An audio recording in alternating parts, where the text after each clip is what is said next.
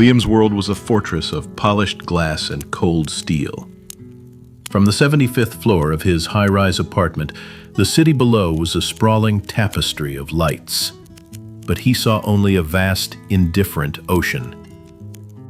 The view, a symbol of his hard-won success, had long since lost its magic.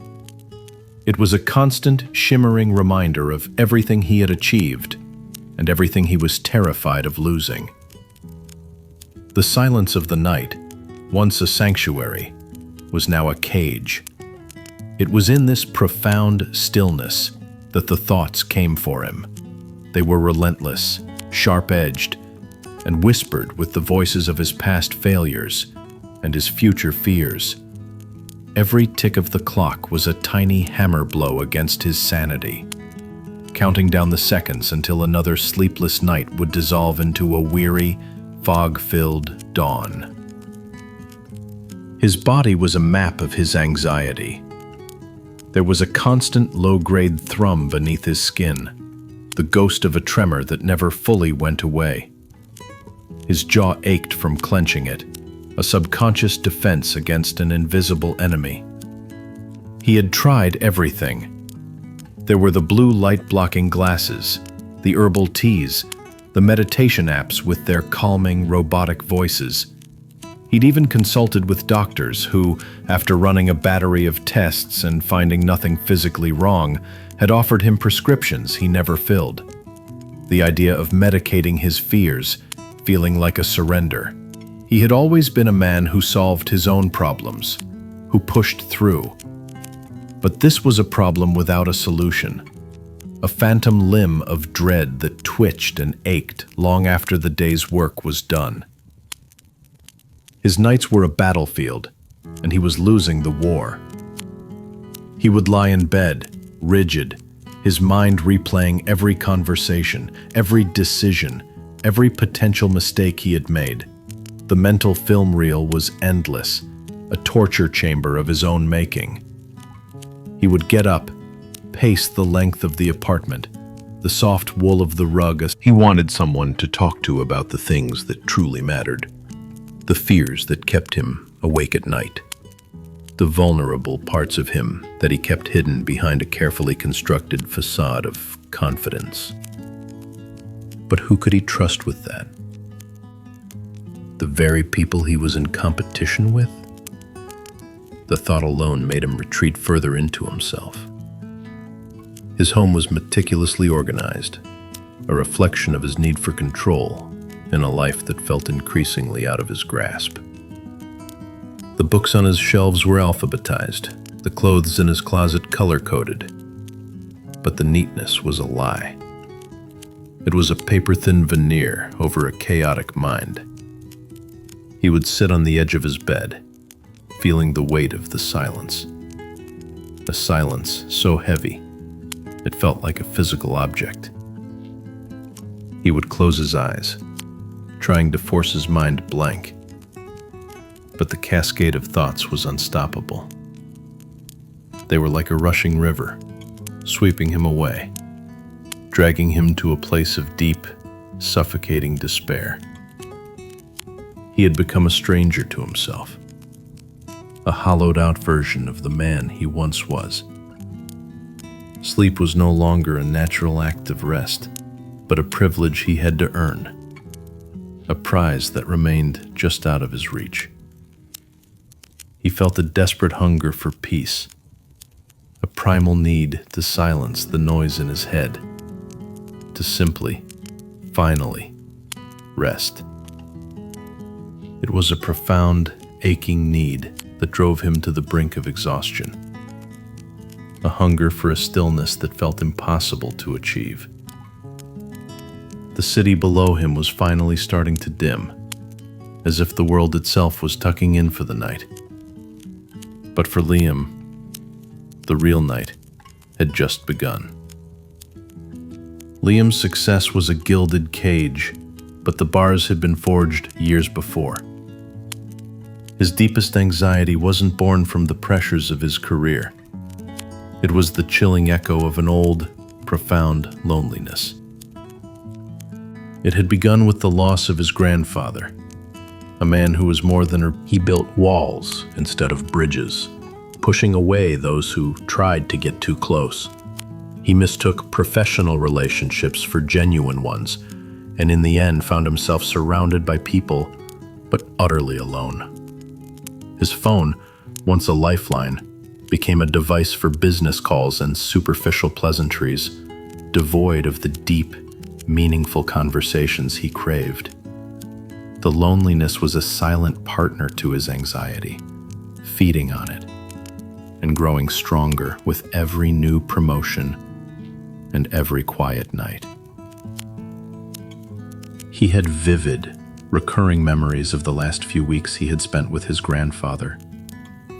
There were the hushed hospital rooms, the sterile smell of antiseptic, and the way his grandfather's hand had felt so fragile in his own. He remembered the old man's eyes, still clear and full of a peaceful acceptance that Liam couldn't comprehend. His grandfather had spoken of faith, of an unshakable belief that transcended fear. He had tried to pass on a legacy of spiritual peace, but Liam, young and consumed by the world's clamor, hadn't been ready to receive it. He had seen it as a quaint, old-fashioned comfort, not a fundamental truth.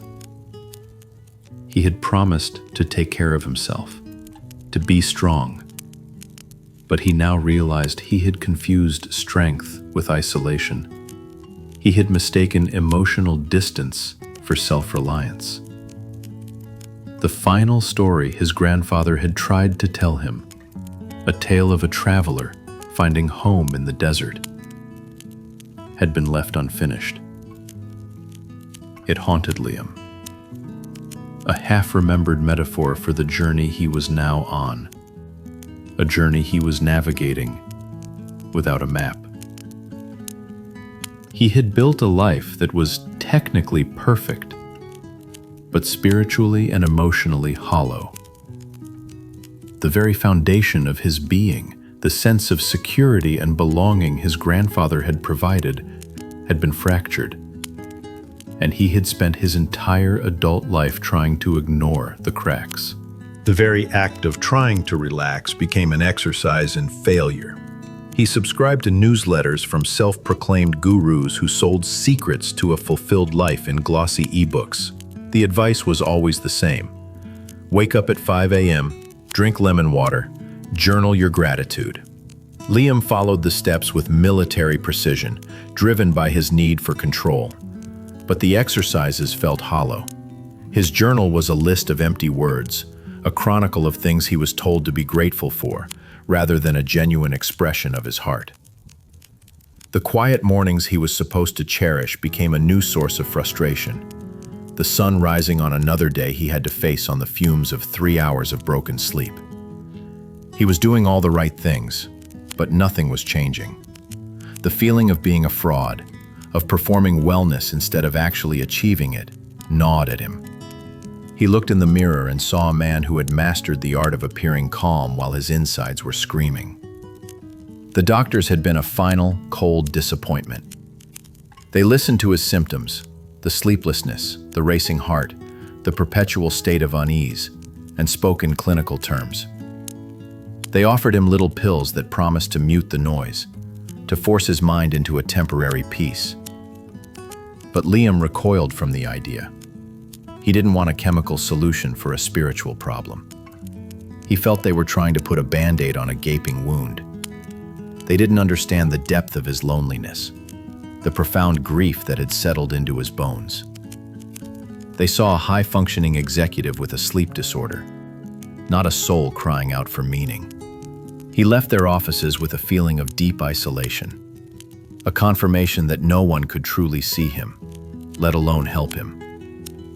He was on his own in this battle, armed only with a collection of useless self-help books and a growing sense of despair. The more he tried, the more exhausted he became. The cycle was a cruel one.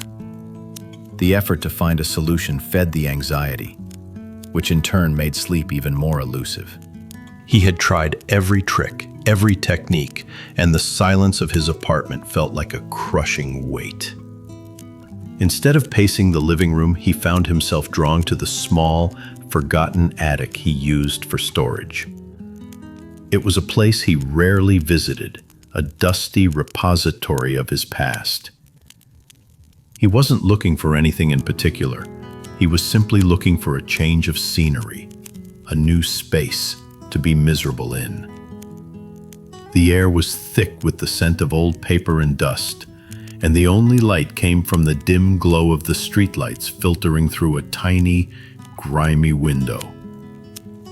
As he rummaged through old boxes filled with his grandfather's belongings, a fragile, leather-bound book tumbled from a shelf and landed with a soft thud at his feet. It was his grandfather's Bible. He hadn't seen it in years, and the sight of it brought a sharp, unexpected pang of emotion.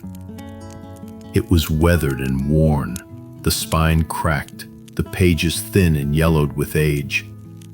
He picked it up, feeling the cool, smooth leather against his fingertips, a tangible link to the man he had lost.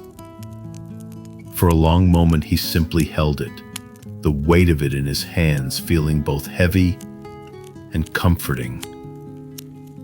He hadn't thought about his grandfather's quiet faith in a long time. It had always been a part of the man, a foundation he couldn't see but knew was there. He flipped through the pages, the paper rustling like dry leaves. His eyes fell upon a section labeled Psalms. He knew what they were, in a general sense. Songs and prayers from the Bible. The words themselves were not what captured him, but the faint, barely visible pencil marks in the margins, the underlined verses, the small, handwritten notes in his grandfather's familiar, looping script. It was a personal map of solace, a guide to finding peace that his grandfather had charted for himself. Liam felt a strange, almost illogical. How could these old verses, written thousands of years ago, possibly solve the problem that 100 sleepless nights and a dozen failed solutions could not? He read the first few lines, his voice a low, hesitant murmur in the vast silence of his apartment. Blessed is the man who walks not in the counsel of the wicked, nor stands in the way of sinners, nor sits in the seat of scoffers. The words felt distant, like an echo from a world he didn't understand. He felt a pang of a different kind of failure, the failure to even connect with his grandfather's last great comfort. But as he continued to read, something shifted. He came to the line, "But his delight is in the law of the Lord, and on his law he meditates day and night." The word meditates caught him. It was a term he recognized from his failed attempts at mindfulness, but here it was framed not as an empty practice, but as an act of delight. It was a new perspective. He read the verse again, slower this time, letting the syllables roll in his mind. For the first time in what felt like forever, the frantic internal monologue in his head wasn't racing. It was still. He wasn't thinking about a failed presentation or a missed deadline. He was simply thinking about the words on the page. The silence he had so feared began to transform. It was no longer the empty, deafening silence of a hollow life, but a new, receptive quietness. He moved on to the next verse, reading about the man who is like a tree planted by streams of water that yields its fruit in its season, and its leaf does not wither. In all that he does, he prospers. The imagery was so vivid, so powerful. It painted a picture in his mind that his city life had never been able to. A tree with deep roots.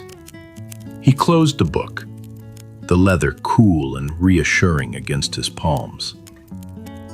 For the first time that night, he felt the flicker of something new.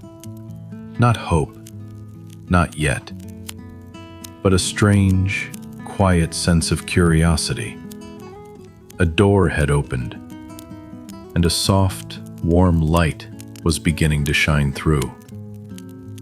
The old, leather-bound book became Liam's new constant. Every night, without fail, he would sit in his armchair, the city lights his only witnesses, and open the pages. The initial skepticism had faded, replaced by a quiet, almost reverent curiosity. He didn't understand why, but the words felt different. They didn't offer a quick fix, a 10-step plan, or a guru's empty platitudes. They simply offered a profound truth, an anchor in the storm of his mind.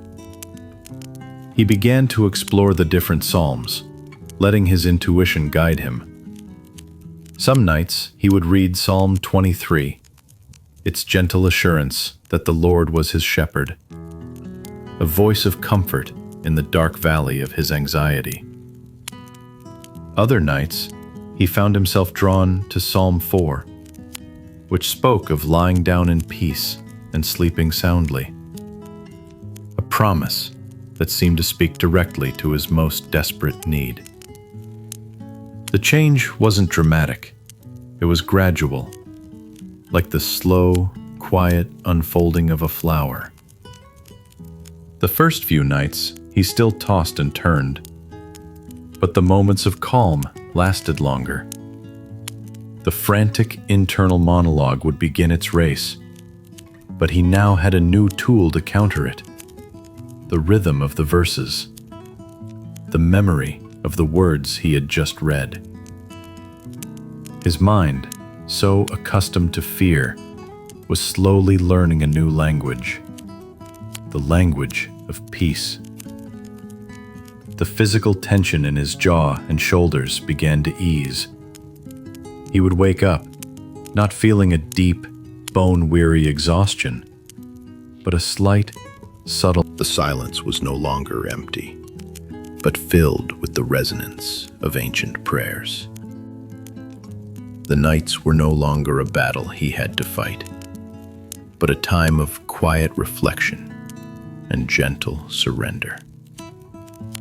He wasn't trying to force sleep. He was simply preparing himself for it. He would close the book, the familiar weight of it a final comfort, and lie down, a deep, restful calm settling over him like a warm blanket. His mind, once a roaring storm, had finally found its stillness. He had found a refuge that no self-help book or prescription could ever provide. He was finally, truly resting. The old instincts, buried beneath weeks of quiet ritual and peaceful sleep, roared back to life with a vengeance. The news from the company was a jolt of ice water, a cold shock that stripped away his newfound calm. A major client, a deal he had spent months cultivating, had pulled out. The reason was vague, a dismissive email that offered no explanation, and Liam's mind, accustomed to a quiet rhythm, was instantly seized by the old panic. He felt the familiar hot flush of adrenaline and the cold, sick twist in his stomach. The rational part of his brain, the one that had learned to find peace, was silenced by the primal, screaming fear of failure. He didn't go to his armchair that night. He didn't even think to pick up the old book. The idea felt ridiculous, a fragile, childlike comfort that had no place in the cutthroat reality of his business world. This wasn't a gentle sorrow that a few verses could soothe. This was a $5 million problem that demanded action, analysis, and frantic, all-consuming worry. He was no longer the man who meditated on a peaceful stream. He was a shark in bloody water. He felt the loneliness return with a new, bitter edge. The world he inhabited was one of constant struggle and ruthless competition. There was no room for spiritual comfort, for soft promises of peace. He was an executive, a leader, a man who built his own fortress with his own hands, and the idea of relying on something as intangible as faith felt like a weakness he could no longer afford. He had been in a dream for a few weeks, a beautiful, peaceful dream. But now he was awake. He was back in the real world, and the real world was a place of endless struggle. He was alone again. But this time, the loneliness was not just a symptom of his success. It was a consequence of his choice to reject the only thing that had ever truly given him comfort. He was a castaway on an island of his own making, and the tide was rising. The city lights below had long since gone to sleep. But for Liam, the night was a vast, unforgiving void. He was a man adrift, a captain without a compass. The frenzy of the past few days, the endless work, the phone calls, the furious attempts to salvage the deal, had all amounted to nothing. He had crashed hard, the adrenaline gone, leaving him with an exhaustion so deep it felt like a physical illness. He was too tired to be anxious, too defeated to be angry. He simply was. A silent, motionless figure in the center of his opulent apartment. The cold marble of his kitchen counter felt solid and real under his palms as he leaned over it. His head bowed, his shoulders slumped. He had run out of fight. He had no more solutions to seek, no more battles to wage. He felt the presence of his grandfather's memory, like a physical ache in his chest. "Grandfather, I'm sorry," he whispered, tears finally, mercifully, blurring his vision. "I'm so sorry. I didn't listen. I was so scared. Please, I just want to rest. Just for a little while." He didn't know who he was talking to. His grandfather, a higher power he barely believed in, or maybe just the empty space in the room, but in that moment, it didn't matter. The prayer was a confession of his humanity, a complete surrender of his ego, his control, his pride. It was a release, a letting go of the need to be the perfect, successful man. For a long, long time, he just stayed there, on the cold floor, the weight of the world slowly lifting from his shoulders. He was not healed, not yet, but the storm in his mind, the constant, furious wind of his anxiety had finally found its calm. It was a stillness born not of peace, but of utter, complete exhaustion. He had surrendered, and in that surrender, a faint, trembling light was born. He had finally stopped fighting, and for the first time in his life, he was ready to listen. The exhaustion had a peculiar quality to it. It wasn't the bone-deep weariness of a man who had fought and lost, but the quiet, settling fatigue of a man who had finally stopped fighting. After what felt like hours on the cold floor, Liam slowly pushed himself up. He was a different man than the one who had collapsed there. His ego was gone, his pride shattered, and in their place was a clarity he had never known. The world didn't feel like a series of threats anymore. It felt like a reality he could finally face, not with brute force, but with a new kind of inner strength.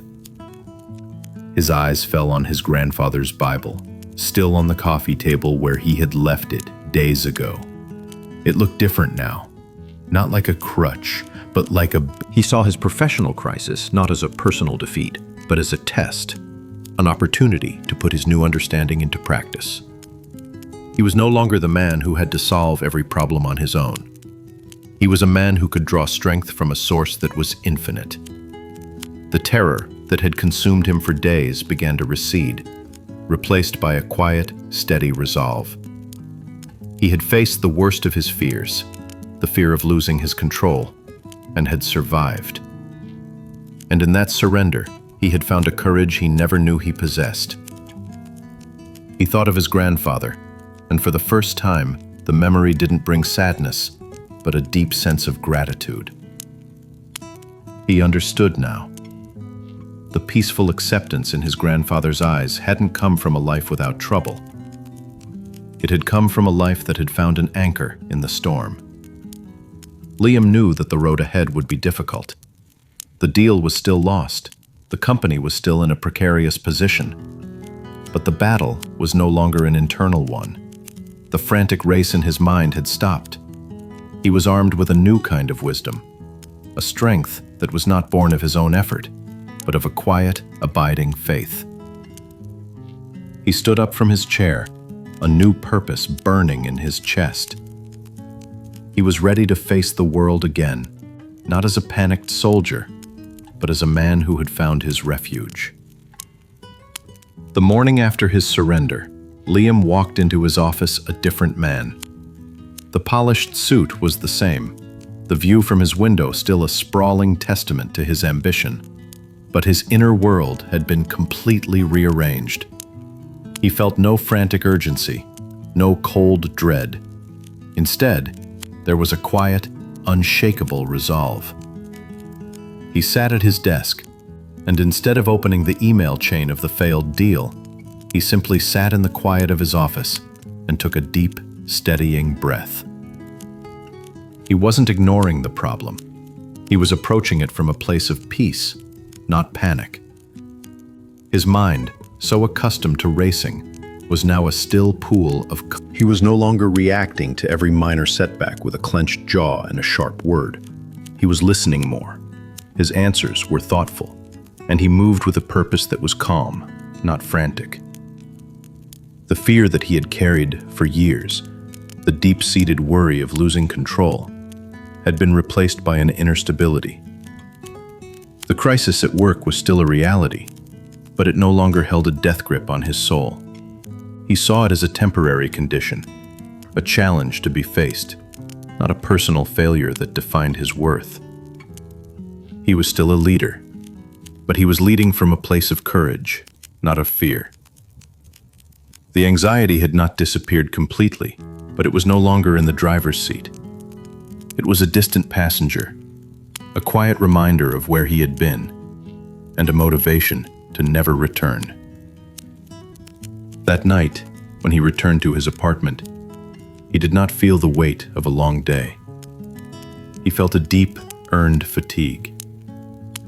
He went to his armchair, picked up his grandfather's book, and opened it to a new psalm. He read it not as a desperate act, but as an act of communion, a continuation of the peace he had found. He understood now that the spiritual journey was not separate from his real life. It was the very foundation of it. The peace he had found in the Psalms was not just for the quiet of the night. It was for the chaos of the day. It was the well from which he could draw his strength, a source of courage that would never run dry. The astonishing change was not just in his sleep, but in every single moment of his life. Liam's transformation went beyond his sleep and his professional life. It had begun as a desperate quest for rest, had evolved into a search for strength, and was now blossoming into a profound connection with his true self. He realized that for years he had been living a life defined by other people's expectations and a society's metrics for success. He had chased titles and wealth, not because they brought him joy. He had finally embraced the idea that his worth was not measured by his accomplishments, but by the quiet peace in his soul. The journey had also brought him a deeper understanding of his grandfather's legacy. He had mistakenly thought the man had left him a lesson on how to cope, but he now understood it was a lesson on how to live. The Book of Psalms wasn't just a sedative, it was a guide to a life of gratitude, purpose, and unshakable faith. His nightly ritual became a conversation with the divine, a time to give thanks for the small mercies of the day, and a moment to surrender the worries of the future. He wasn't praying for things to get better. He was praying to be a better man, one who could face whatever came his way with grace and courage. His life was no longer about climbing a ladder to a lonely rooftop, but about building a foundation of peace from which he could reach out and connect with the world. He felt a fullness he had never known before. His apartment, once a sterile fortress, was now a home filled with peace. His work, once a source of constant stress, was now a meaningful part of a larger, more authentic life. The emptiness that had driven him to such a desperate state was gone, replaced by a quiet sense of purpose. He was no longer running from his fears. He was walking with them, acknowledging them, and moving forward anyway. He had come to understand that true strength wasn't about having no weaknesses, but about having the courage to face them with faith. He had connected with the truest part of himself, and in doing so, he had found the key to a lasting, internal peace. The resolution of the business crisis was not a spectacular victory, but a testament to a quiet, profound change. Liam didn't salvage the lost deal through aggressive negotiation or a power play. Instead, he approached the client with a sense of calm integrity, offering to help them transition to their new partner, demonstrating a grace and professionalism that astonished even his own team. The client, taken aback, He was still the same person, but the fear that had once defined him had been replaced by a quiet confidence. He was no longer trying to prove his worth. He was simply living it. He had found a sense of community he had not even known he was missing. He also found a new kind of purpose. The empathy he had discovered was not just a feeling, but a calling. He saw the same anxieties he had once battled reflected in the eyes of his colleagues and friends. He began to offer quiet counsel, not from a place of superiority, but from the humble experience of a man who had hit rock bottom and found his way back. He would sit with a junior analyst struggling with a presentation, not to offer a strategic fix, but to listen to their fears and offer a few simple words of encouragement. He began to understand that true leadership wasn't about commanding, but about serving. His spiritual journey, which had started with a book, had led him to a place of profound compassion. He was no longer just a high-powered executive. He was a mentor, a confidant, a source of peace for others. He had realized that the most powerful thing he could do with his story was to share it, not to boast of his triumph, but to offer a beacon of hope to anyone lost in their own darkness. The quiet victory was not about what he had achieved in his career, but about the man he had become. He was whole. The gaping wound from the loss of his grandfather had not been forgotten, but it had finally healed, leaving behind a scar of wisdom and strength. He had not only found his way back from the brink of despair, but had been fundamentally transformed by the journey. He had truly been reborn. Liam's personal triumph became a quiet mission. The clarity he had found, the peace that had settled into his soul, felt too profound to keep to himself. He knew there were countless others, just like the man he used to be. He began to share the old stories and prayers in a world that was hungry for something real. He gave his channel a name that felt right, one that spoke to the gentle peace he had found, and he uploaded his first video. He didn't tell his colleagues or his friends. This was not an act of self-promotion. It was an act of service. He was simply offering what he had been given. He didn't care about the view count or the number of subscribers. The first video had a single viewer, him. He listened to his own voice, hearing not just the words but the journey that had brought him to this moment. The story was in the silence between the verses, in the subtle change in his tone. The fear that had once clung to him like a shadow was replaced by a sense of profound fulfillment. His heart, once hollow, now felt full. He was no longer a consumer of peace. He was a creator of it. He was a beacon, shining a light on a path he had walked himself. He began to receive a few comments, messages from strangers around the world who had stumbled upon his quiet corner of the internet. They spoke of their own struggles with anxiety, with sleeplessness, with a sense of being lost. They thanked him, not for a solution, but for a presence. They told him that his voice, his gentle, steady voice, had helped them finally find a moment of peace. He realized that this was the truest form of success. It was not in the number of zeros in his bank account, but in the number of souls he had touched. He had finally fulfilled the purpose he had been searching for all along. He was a living testament to the power of a quiet faith, a man who had found peace by giving it away. The sun set, painting the city in hues of gold and lavender. But Liam was no longer a prisoner to the night. He had navigated the storm of his past and the chaos of his present. And now, he was simply at peace. The frantic energy that had once defined his days was gone, replaced by a quiet, steady rhythm. He was a tree, deeply rooted, and the winds of the world no longer had the power to shake him. When he finally lay his head on the pillow, it was not with a mind full of dread, but with a heart full of peace.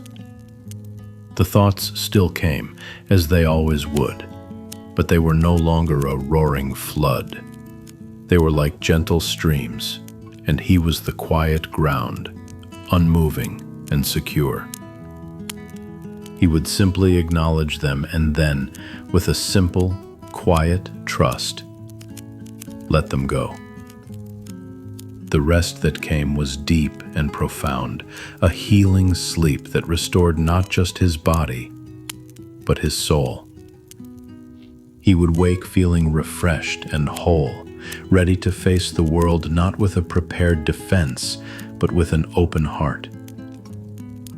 His journey was a testament to a simple truth, that the peace we so desperately seek is not found in external victory or a perfectly curated life.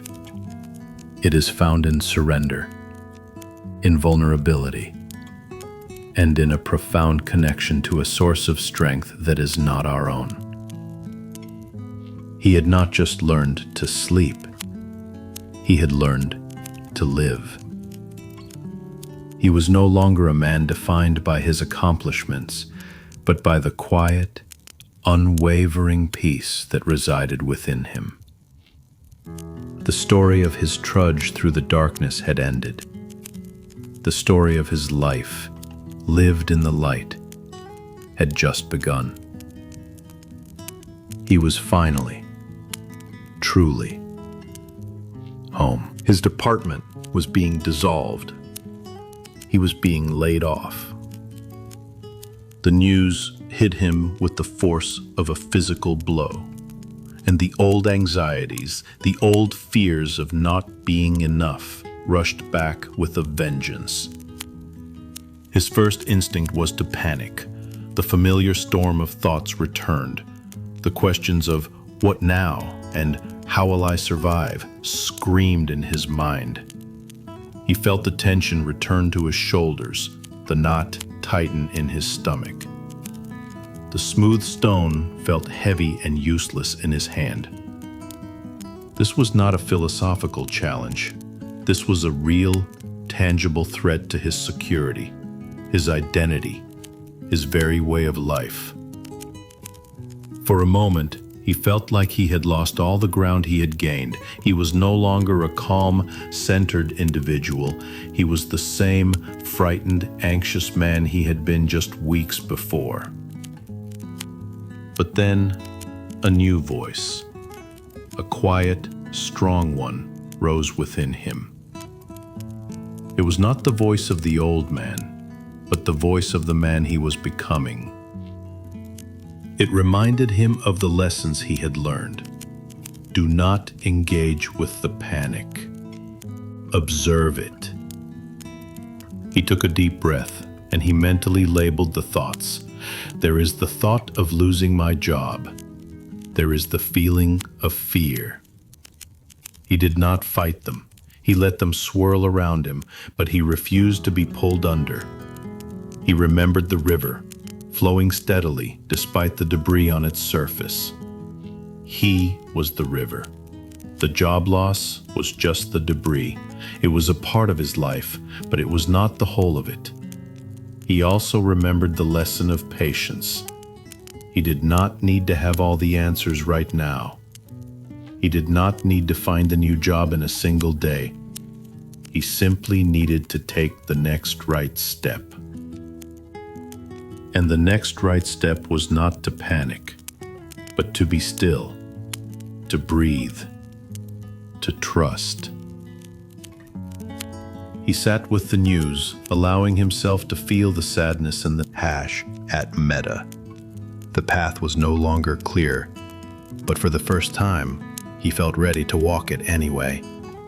He was a new man, and he was ready for a new chapter. The unexpected loss of his job, a hurricane in the well-ordered world Ethan had known, was a test of his new foundation. But it also proved to be a profound turning point, a moment of deep revelation. The old man's next lesson was a simple, yet impossibly difficult one: to let go and trust.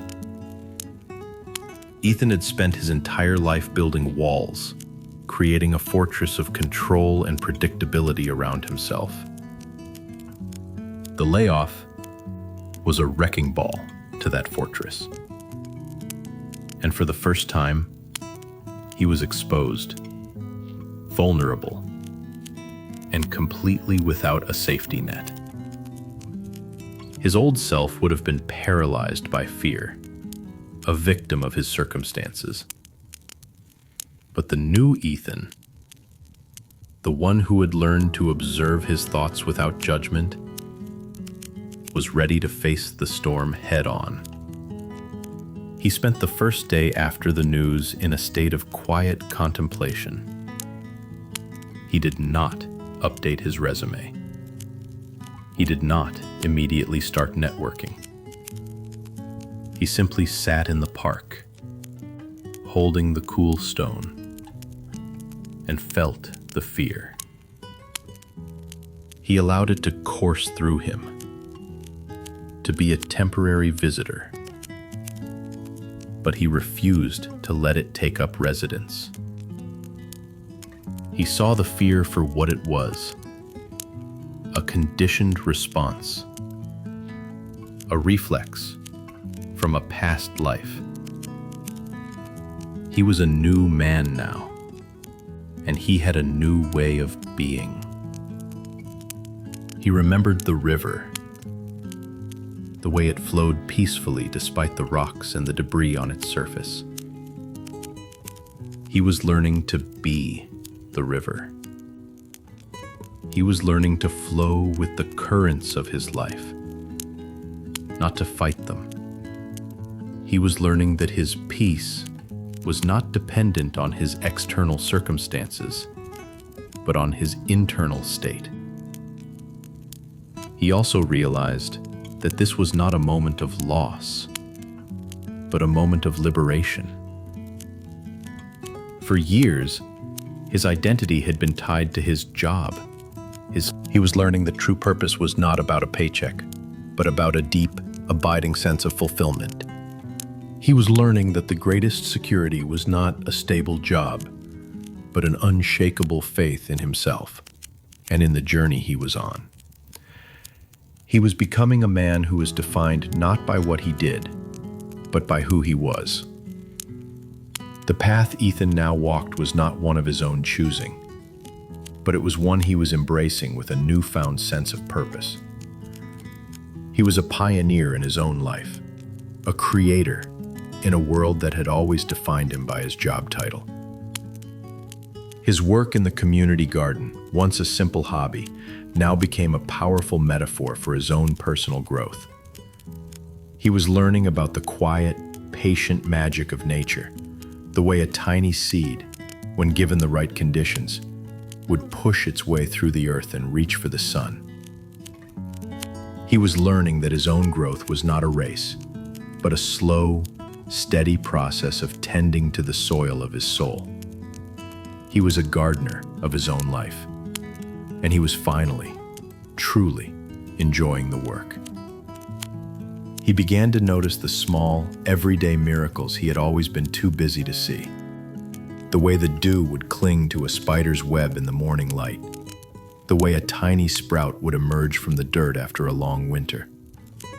The way a single flower could bring such vibrant color to the world. These were not grand, spectacular events, but they were a testament to the quiet, persistent power of creation. He was learning that the greatest peace was not the absence of effort, but the joy of putting his heart and soul into a life of purpose, no matter how small or insignificant it seemed to the outside world. He was no longer trying to fill a void. He was simply allowing his life to fill itself, to grow and expand in its own time. His writing, once a personal and private act of self-reflection, was now a public testament to his journey. He started a small blog, not to gain followers or to become a professional writer, but to share his story, to offer a light to others who must. He was defined by his compassion, his authenticity, his courage. He was a man who had been broken and put himself back together, not in the old, fragmented way, but in a new, more cohesive and beautiful whole. He was a living, breathing testament to the power of a quiet, deliberate life. And it was the most fulfilling work he had ever done. He was finally, truly living a life of intention, and it was a masterpiece. He had been given a gift, a second chance, and he was not going to waste it. The unexpected blessing of his job loss had propelled Ethan into a new, uncharted territory. But with this newfound freedom came a profound responsibility: to live with intention. The old man's next lesson, an unspoken truth that resonated deeply within him, was the power of gratitude. For years, Ethan had operated from a place of lack, a constant sense that he needed more, that he was not enough. He had been so focused on what he didn't have that he had become blind to the abundance that surrounded him. Now he was being asked to see the world through a new lens, a lens of gratitude, to recognize that every single thing, no matter how small, was a gift. He began by incorporating a simple ritual into his daily life. Every morning, as he sat with his coffee and his cool stone, he would list 5 things he was grateful for. At first, it was a struggle. His mind, conditioned by years of focusing on problems, wanted to default to a state of worry and discontent. But he persisted. He started with the basics: the warmth of the sun on his face, the taste of his coffee, the simple act of breathing. As the days turned into weeks, the list grew longer and more specific. He was grateful for the unexpected quiet of his morning, for the laughter of the children in the park, for the kind words of a stranger. He was learning to see the universe not as a hostile, indifferent place. Sex, Bluck. He was a master of his own internal state. He was a beacon of light in a world that was too often shrouded in darkness, and he knew that his journey was no longer just about his own healing, but about helping others find their own path to peace. He was becoming a co-creator, a partner in the great work of bringing more love and light into the world, and it was the most fulfilling work he had ever done. He was a new man, not because his life had suddenly become perfect, but because he had found a way to be at peace with his imperfections, with grace and purpose. He was finally, truly, living a life of intention, and it was a masterpiece. He had been given a gift, a second chance, and he was not going to waste it. The storm of his job loss, a powerful gale that would have once capsized his life, had instead revealed a new, unshakable foundation. Ethan's journey had led him to an even more profound understanding that true peace is not found in the absence of turmoil, but in the ability to find light within the darkness. This was the essence of the old man's next lesson, an unspoken truth that resonated deeply within his soul. Ethan had always believed that peace was a fair-weather friend, something that could only be enjoyed when everything in his life was going well. But now, he was learning that peace was a muscle, and the more it was tested, the stronger it became. He spent his days not in a frantic search for a new job, but in a quiet, deliberate state of being. He would sit in his small garden, tending to his plants, a physical manifestation of his own spiritual growth. The soil was a metaphor for his soul, the weeds a representation of his old anxieties, and the tiny sprouts a testament to his new faith. He was learning to be patient with the process, to trust that even in the middle of a long, dark night, the sun would rise again. He was learning that the greatest lessons are often born from the deepest wounds. The peace he was finding, the new sense of purpose that was guiding his every step. The response was immediate and overwhelming. People from all over the world began to reach out to him, sharing their own stories of job loss, of illness, of heartbreak. He was no longer just a writer. He was a beacon of light, a source of comfort and inspiration. He was learning that his greatest pain could be his greatest gift, and that in sharing his vulnerability, he was giving others permission to be vulnerable as well. He was beginning to understand that his journey was not just about finding peace for himself, but about helping others find their own path to light. He was a witness to his own transformation, and in sharing his story, he was giving others the courage to begin their own. He was a new man, not because his life had suddenly become perfect, but because he had found a way to be at peace with his imperfections, with grace and purpose. He was a living, breathing testament to the power of a quiet, deliberate life, and it was the most fulfilling work he had ever done. He was finally, truly, living a life of intention, and it was a masterpiece. He had been given a gift, a second chance, and he was not going to waste it.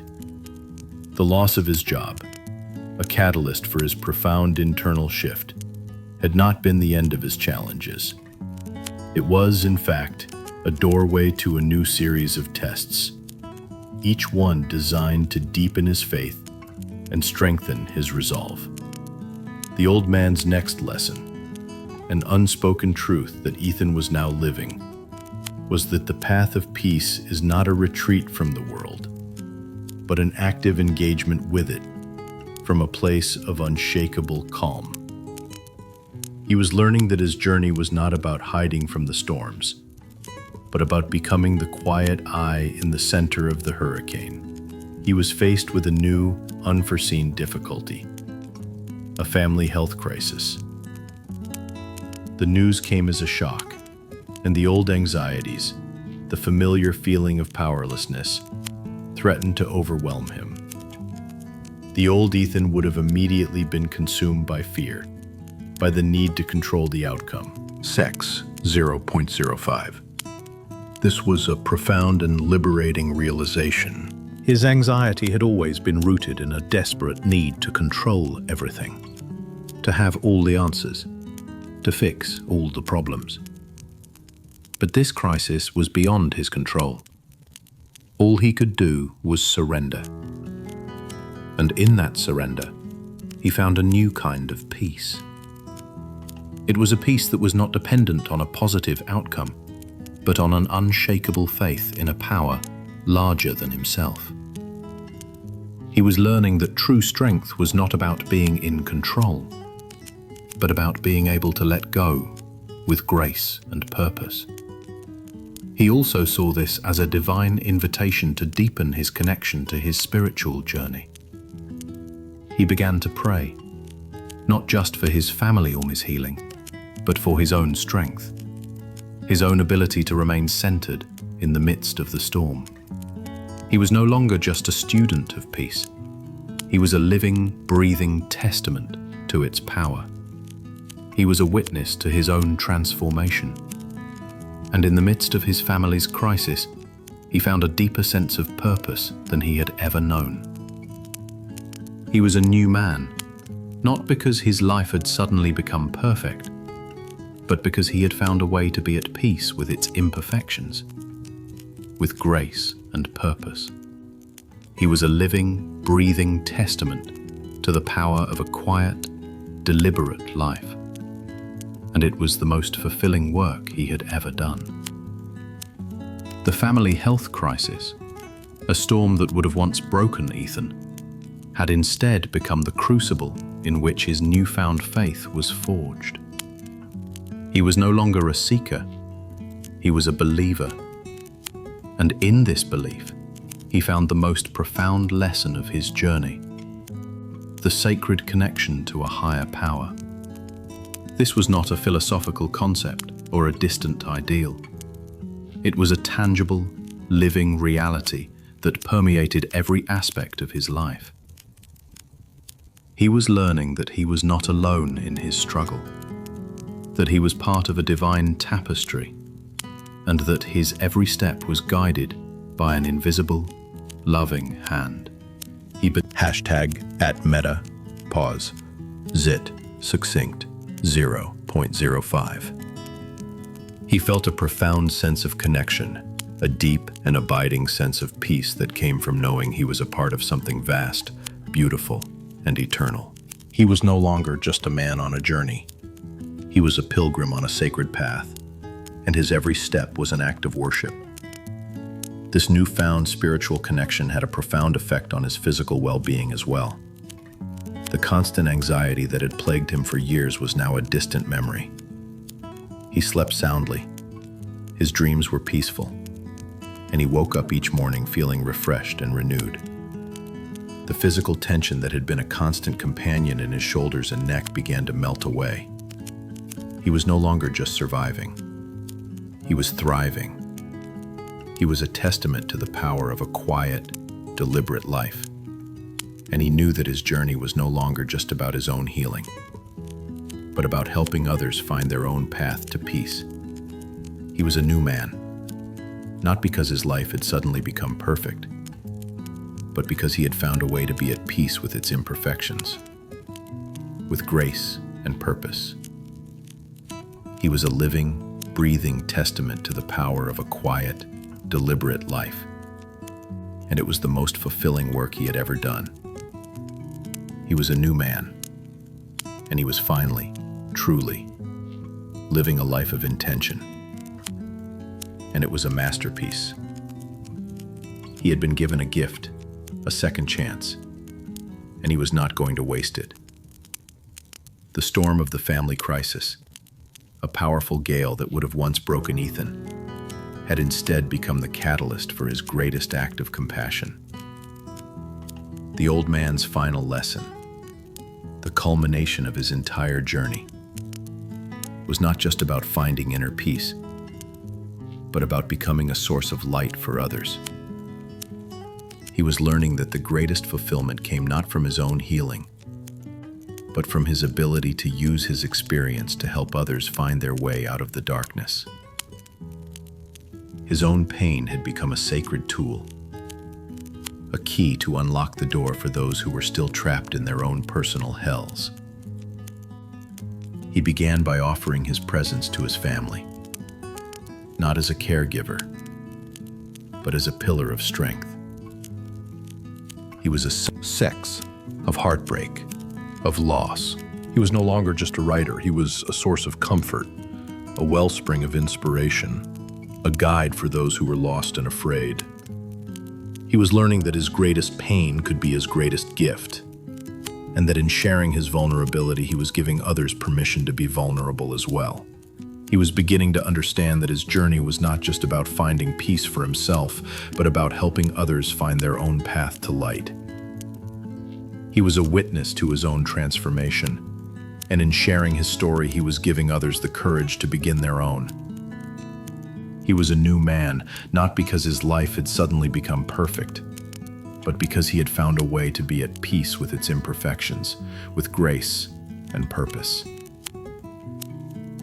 He was a living, breathing testament to the power of a quiet, deliberate life, and it was the most fulfilling work he had ever done. He was finally, truly, living a life of intention, and it was a masterpiece. He had been given a gift, a second chance, and he was not going to waste it. He was becoming a man of purpose, a creator of light, a testament to the power of a quiet, deliberate life. And he knew that his journey was just beginning. He was no longer just surviving. He was thriving. He was a beacon of light in a world that was too often shrouded in darkness. And he knew that his journey was no longer just about his own healing, but about helping others find their own path to peace. He was a new man, and he was finally, truly, living a life of intention. And it was a masterpiece.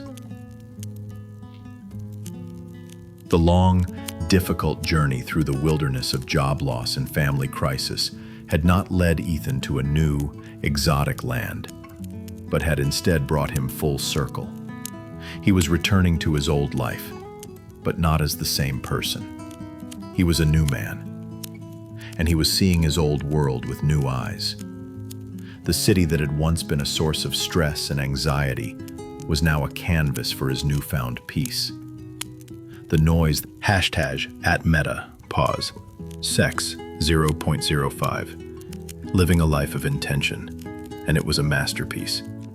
He also began to see his journey as a spiritual test, a divine invitation to deepen his faith.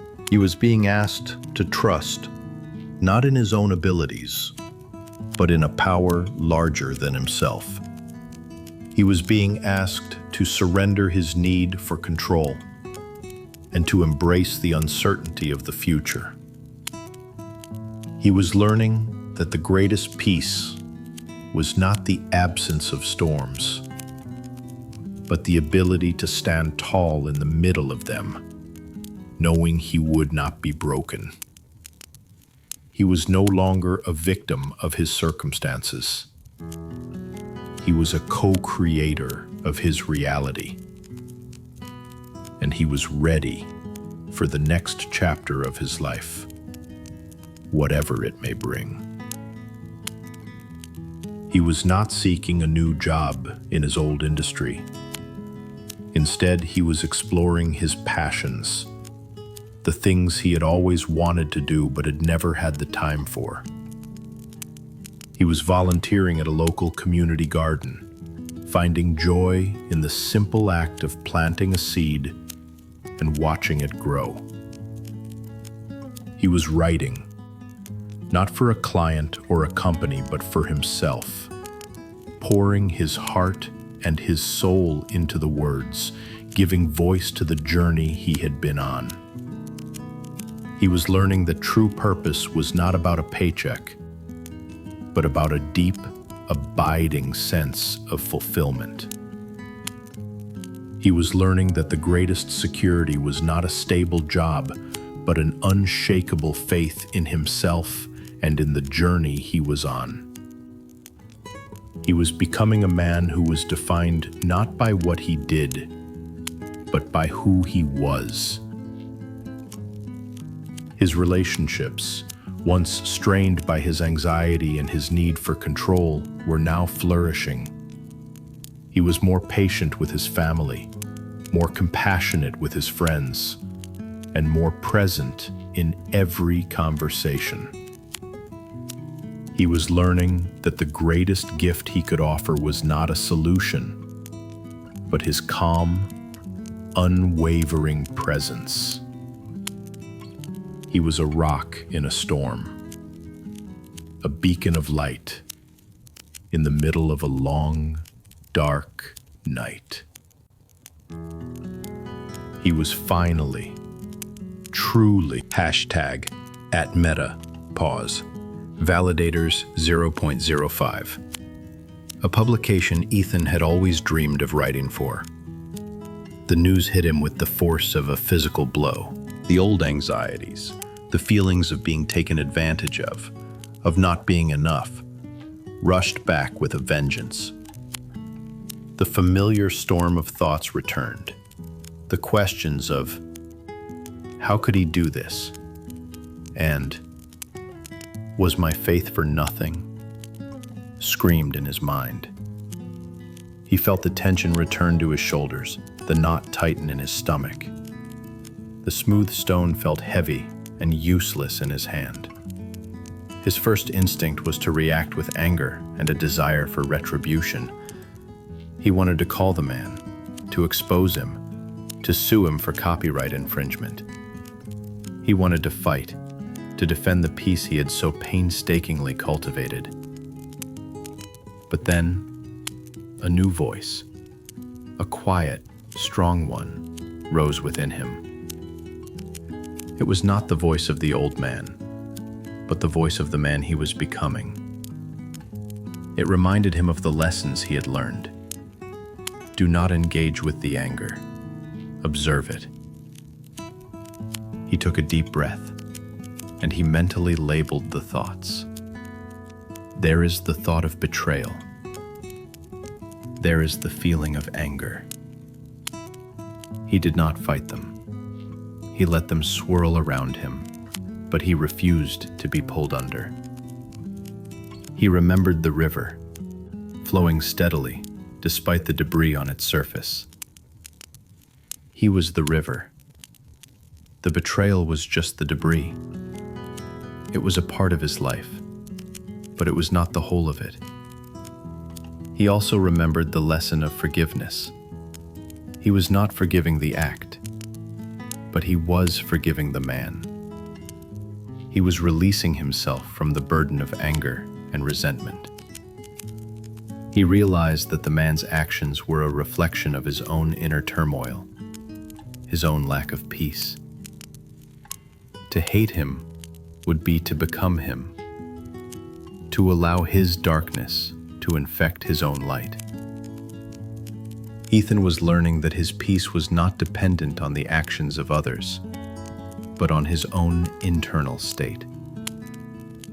This was a profound and liberating realization.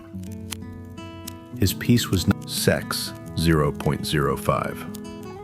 It had deepened his understanding of the journey.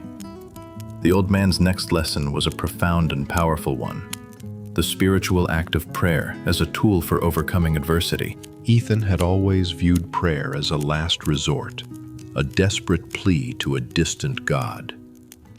Now, he was learning that it was a constant, active conversation, a way of aligning his heart with a power that was already working for his highest good. It was not about asking for things. It was about surrendering his fear and his need for control, and trusting that he was not alone in his struggle. He sat in the quiet of his garden, the air thick with the scent of damp earth and blooming flowers, and he prayed. He did not pray for retribution. He did not pray for the man who had wronged him to be punished. He prayed for his own peace, his own strength, his own ability to remain centered in the midst of the storm. He prayed for the man who had betrayed him, not out of a sense of forced forgiveness, but out of a deep and abiding sense of compassion. He saw the man's actions not as a personal attack, but as a reflection of his own inner turmoil, his own profound lack of peace. To hate him would be to become him, to allow his darkness to infect his own light. Ethan was learning that his peace was not dependent on the actions of others, but on his own internal state. He also began to see his journey as a spiritual test, a divine invitation to deepen his faith. He was being asked to trust, not in his own abilities, but in a power larger than himself. He was being asked to surrender his need for control and to embrace the uncertainty of the future. He was learning that the greatest peace was not the absence of storms, but the ability to stand tall in the middle of them, knowing he would not be broken. He was no longer a victim of his circumstances. He was a co-creator of his reality, and he was ready for the next chapter of his life, whatever it may bring. His prayer life had a profound effect on his physical and emotional well-being. The constant anxiety that had plagued him for years was now a distant memory, And he was finally, truly, living a life of intention. And it was a masterpiece. The betrayal and the family crisis had tested the foundation of Ethan's peace, but in the crucible of these trials, a new and profound understanding was forged. The old man's next lesson was an unspoken truth that resonated deeply within his soul: the manifestation of small miracles. Ethan had always believed that miracles were grand, spectacular events, a sudden cure, a winning lottery ticket. Now he was learning to see them in the quiet, everyday moments of grace, in the subtle shifts of his reality that were a direct result of his newfound faith and conscious action. He was no longer just a passive observer of his life. He was an active co-creator. He would sit in his garden, holding the smooth stone, and he would visualize the future he wanted to build, not with a frantic desperation, but with a quiet, certain faith. He was not asking for a handout. He was aligning his energy with the universe, trusting that his efforts would be met with grace. He was learning that a miracle was not a magical intervention, but a natural consequence of a heart that was open, a mind that was at peace, and a soul that was in alignment with its purpose. The small miracles began to appear with a beautiful, consistent rhythm. He received an unexpected email from a former colleague, a woman he had not spoken to in years, who had read his blog and was deeply moved by his story. She offered him a small, freelance project, a job that was not a return to his old life, but an opportunity to use his skills in a new, more meaningful way. It was not a grand gesture, but it was a lifeline, a profound and quiet confirmation that his path was the right one. The project was not about a paycheck. It was about a sense of purpose, a feeling of being seen and valued for who he was becoming. He also saw a profound and quiet miracle in his family. The crisis that had once seemed so insurmountable began to show small signs of healing. The doctors were surprised by the progress, but Ethan was not. He had Meta, sex, 0.05. Living the life of intention, and it was a masterpiece. He was a new man, and he was finally, truly, living a life of intention, and it was a masterpiece. He had been given a gift, a second chance, and he was not going to waste it. With the lessons of forgiveness and surrender deeply ingrained, Ethan was now ready for the culmination of his journey. The old man's final and most profound lesson was not a command, but an invitation to become a source of peace for others.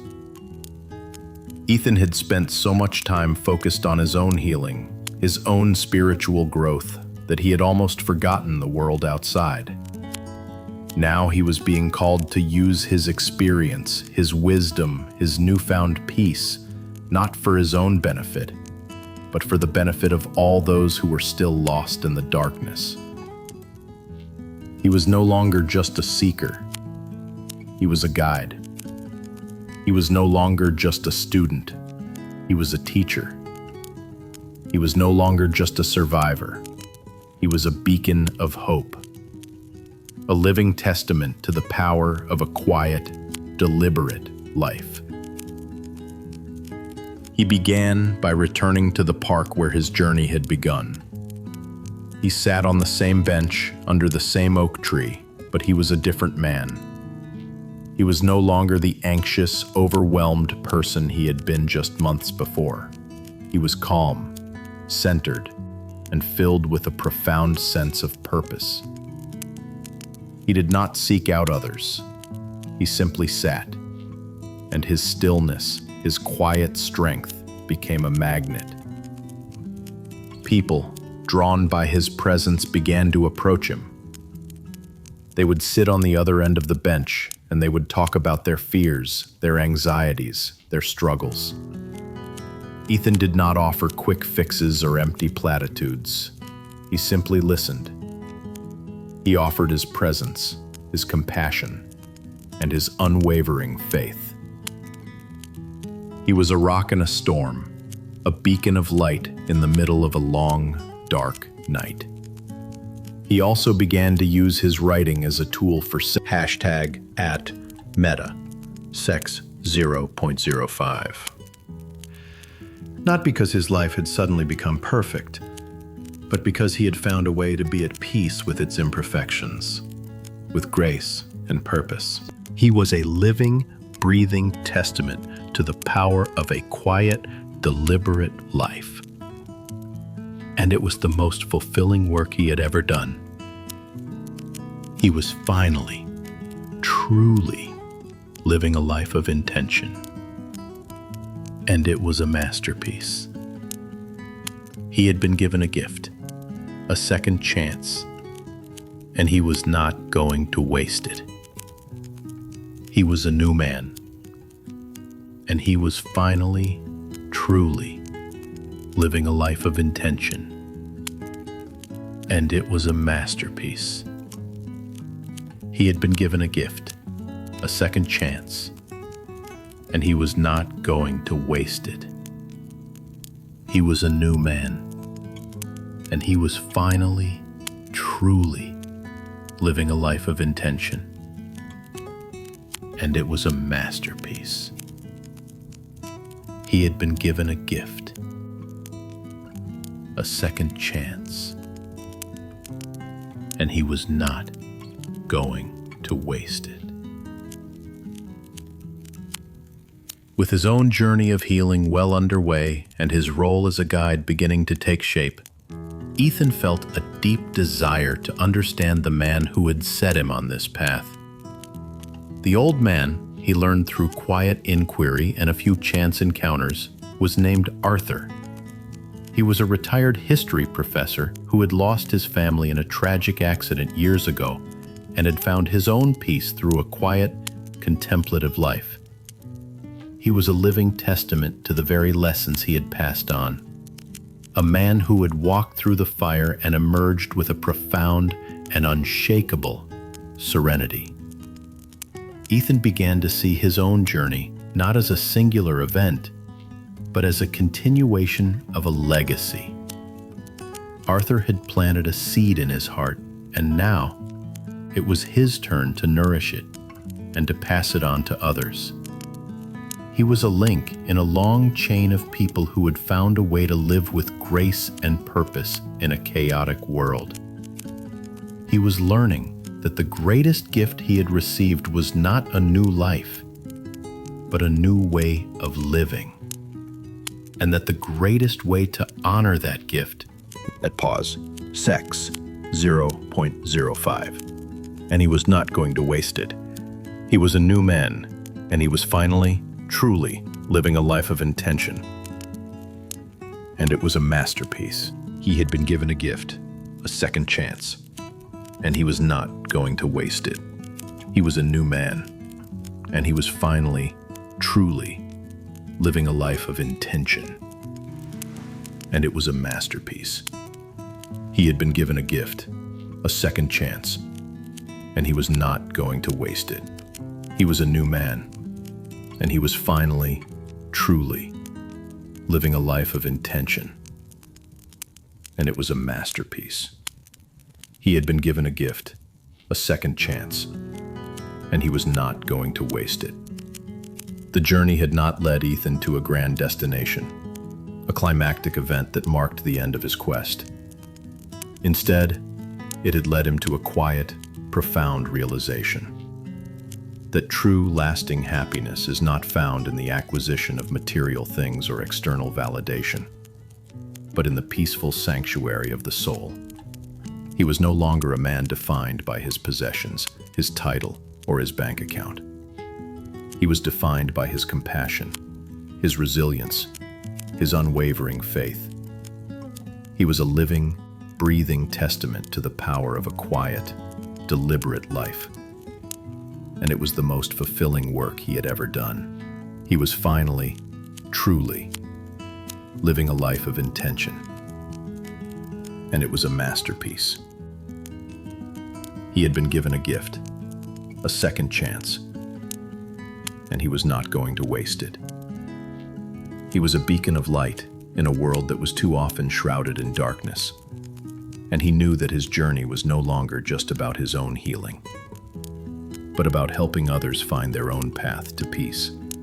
He was a new man, and he was finally, truly, living a life of intention.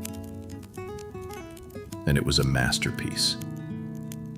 He also began to see his journey as a spiritual test, a divine invitation to deepen his faith. He was being asked to trust, not in his own abilities, but in a power larger than himself. He was being asked to surrender his need for control and to embrace the uncertainty of the future. He was learning that the great Meta, pause, sex, 0.05. His relationships, once strained by his anxiety and his need for control, were now flourishing. He was more patient with his family, more compassionate with his friends, and more present in every conversation. He was learning that the greatest gift he could offer was not a solution, but his calm, unwavering presence. He was a rock in a storm, a beacon of light in the middle of a long, dark night. He was finally, truly, living a life of intention, and it was a masterpiece. He had been given a gift, a second chance, and he was not going to waste it. He was a new man, and he was finally, truly, living a life of intention, and it was a masterpiece. He had been given a gift, a second chance, and he was not going to waste it. He was a new man, and he was finally, truly, living a life of intention, and it was a masterpiece. He had been given a gift, a second chance, and he was not going to waste it. As Ethan's journey neared its natural conclusion, he was filled with a sense of profound and quiet gratitude. His life, once a maelstrom of anxiety and chaos, had been transformed into a masterpiece of peace and purpose. He had been given a gift, a second chance, and he was not going to waste it. He was a beacon of light in a world that was too often shrouded in darkness, and he knew that his journey was no longer just about his own healing, but about helping others find their own path to peace. He was a new man, and he was finally, truly, living a life of intention. And it was a masterpiece. He reflected on the lessons he had learned, the challenges he had faced, the peace he had found. He had learned to be #meta. He was being asked to surrender his need for control and to embrace the uncertainty of the future. He was learning that the greatest peace was not the absence of storms, but the ability to stand tall in the middle of them, knowing he would not be broken. He was no longer a victim of his circumstances. He was a co-creator of his reality, and he was ready for the next chapter of his life, whatever it may bring. He was not seeking a new job in his old industry. Instead, he was exploring his passions, the things he had always wanted to do but had never had the time for. He was volunteering at a local community garden, finding joy in the simple act of planting a seed and watching it grow. He was writing, not for a client or a company, but for himself, pouring his heart and his soul into the words, giving voice to the journey he had been on. He was learning that true purpose was not about a paycheck, but about a deep, abiding sense of fulfillment. He was learning that the greatest security was not a stable job, but an unshakable faith in himself and in the journey he was on. He was becoming a man who was defined not by what he did, but by who he was. His relationships, once strained by his anxiety and his need for control, were now flourishing. He was more patient with his family, more compassionate with his friends, and more present in every conversation. He was learning that the greatest gift he could offer was not a solution, but his calm, unwavering presence. He was a rock in a storm, a beacon of light in the middle of a long, dark night. He was finally, truly, living a life of intention, and it was a masterpiece. He had been given a gift, a second chance, and he was not going to waste it. He was a new man, and he was finally, truly, living a life of intention, and it was a masterpiece. He had been given a gift, a second chance, and he was not going to waste it. He was a new man, and he was finally, truly, living a life. He spoke of the liberation that came from forgiveness, the profound release of a heart that was no longer burdened by resentment and anger. He spoke of the joy that came from living with a heart of gratitude, from seeing the world not as a source of problems, but as a masterpiece of grace and abundance. He also spoke of the inevitable challenges, the storms that would inevitably arise. But he offered a new perspective, a new way of being. He taught them that a storm was not a punishment, but a spiritual test, a divine invitation to deepen their faith and strengthen their resolve.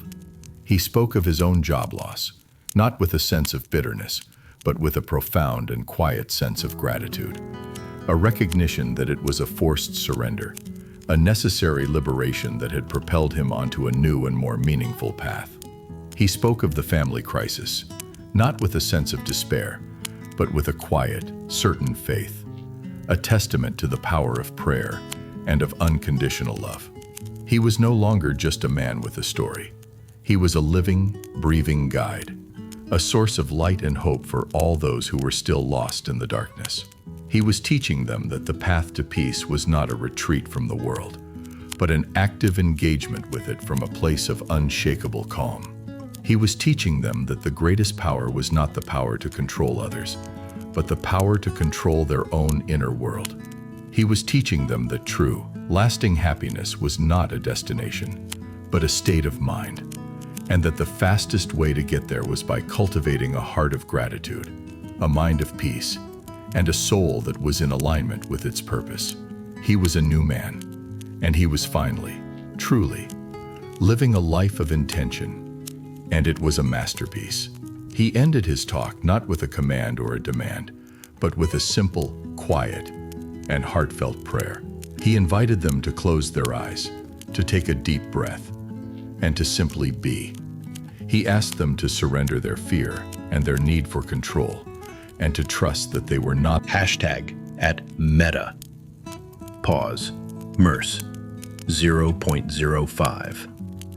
Breathing, testament to the power of a single moment, a single decision to change the course of a lifetime. He was not a guru on a mountaintop, but a fellow traveler, a friend who had been through the fire and was now standing on the other side, extending a hand to all those who were ready to begin their own journey home. His final words were a blessing, a prayer for their own peace, their own healing, their own quiet, deliberate path. He spoke of the unconditional love that was always there, waiting to be found. He spoke of the unshakable peace that was available to them, not in the absence of storms, but in the ability to stand tall in the middle of them. He spoke of the simple, quiet magic of a life lived with intention, a life that was not about a destination, but about the joy of the journey itself. He was a new man, and he was finally, truly, living a life of intention, and it was a masterpiece. He had been given a gift, a second chance, and he was not going to waste it. He was a new man, and he was finally, truly, living a life of intention, and it was a masterpiece. He had been given a gift, a second chance, and he was not going to waste it. He was a new man, and he was finally, truly, living a life of intention, and it was a masterpiece. He had been given a gift, a second chance, and he was not going to waste it. He then invited them to close their eyes, to take a deep breath, and to simply be. He asked them to surrender their fear and their need for control, and to trust that they were not alone in their struggle. He was teaching them that the greatest gift they could offer was not a solution, but their calm, unwavering presence. He was a rock in a storm, a beacon of light in the middle of a long, dark night. He was finally, truly living a life of intention, and it was a masterpiece. He had been given a gift, #meta, pause, sex, 0.05, and he was finally, truly living a life of intention, and it was a masterpiece.